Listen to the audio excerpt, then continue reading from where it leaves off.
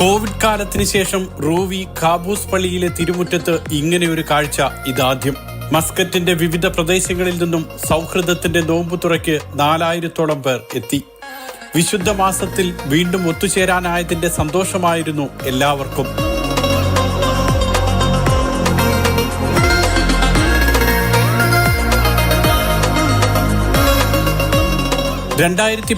വരെ എല്ലാ വർഷവും ഖാബൂസ് പള്ളി അങ്കണത്തിലെ നോമ്പുതുറയ്ക്ക് എല്ലാ ദിവസവും ആയിരക്കണക്കിന് പേർ എത്തിയിരുന്നു. എന്നാൽ കോവിഡ് പൊട്ടിപ്പുറപ്പെട്ടതോടെ ചടങ്ങുകൾ നിലച്ചു.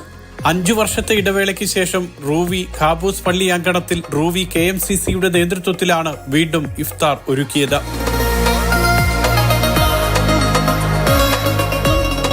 KMCC ഭാരവാഹികളും പൊതുപ്രവർത്തകരുമായ Rayees Ahmed, Raheem Vattallur, Ibrahim Ottapalam, Siddique Hasan, Oman chamber of commerce അംഗം അബ്ദുൽ ലത്തീഫ് എന്നിവരെല്ലാം ചേർന്ന് ഇഫ്താറിന് നേതൃത്വം നൽകി.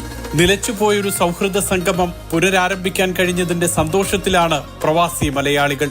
Mathrubhumi news, Muscat.